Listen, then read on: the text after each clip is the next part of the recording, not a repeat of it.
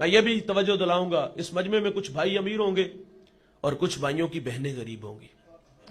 امیر بھائی اپنے غریب بہن کی کفالت لے لے یار، لیکن ایسا بھی نہیں ہوتا۔ غریب بہن تو بھائی سے رشتہ لینے آ جائے نا تو بھائی کے تیور دیکھنے والے ہوتے ہیں، وہ کہتا ہے تجھے جرت کیسے ہوئی ہے، تو اپنی اوقات تے وے، تو میری بیٹی کو 2 وقت کا کھانا نہیں دے سکتی۔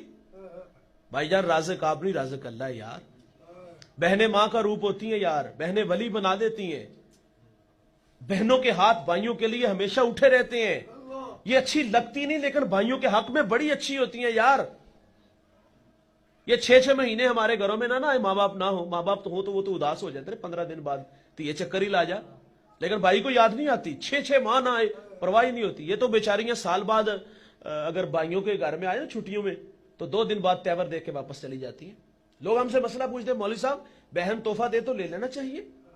ہاں تحفہ جانتے ہو کیا لے، تو اس کے حصے کی زمین کھا جاتے ہیں ہم، اور بہن 1 منٹ میں اپنے بھائی کے نام لکھ دیتی ہے، اسے زمین سے زیادہ بھائی عزیز ہوتا ہے۔ اور بہنوں کو یہ بھی ڈر ہوتا ہے اگر میں نے حصہ مانگ لیا نا تو بھائی نے ایک تو دروازہ میرا بند کر دینا ہے، اور بچوں کو نفرت کا درس سکھانا ہے کہ پھوپھی نو منہ نہیں لانا، میں مر گیا تو اس کو میرا منہ نہ دکھانا۔ میرا سوال ہے بھائی، بچوں کے دل میں خالہ کا پیار ہوتا ہے، پھپھو کا کیوں نہیں ہوتا؟ رشتوں کی قدریں سکھانی چاہیے نا، جہاں خالہ کا پیار ہے پھپھو کا کیوں نہیں آیا؟ ہم نے سکھایا ہی نہیں۔ ہم جہاں بیٹھے ہم نے ان کی ذات پہ تبصرے کیے۔ میرے بچوں کی اللہ کے فضل سے عادت ہے، میری بہنیں آتی ہیں تو وہ پھول لے کے استقبال کرتے ہیں۔ رشتوں کی قدریں تو سکھائی جاتی ہیں بھائی، اپنی بہنوں کو عزت دو، یہ ولی بنا دیں گی، لیکن ہم نے بہنوں سے بھی رابطے، اپنے غریب دکھی بھائیوں سے بھی رابطے ختم کر لیے۔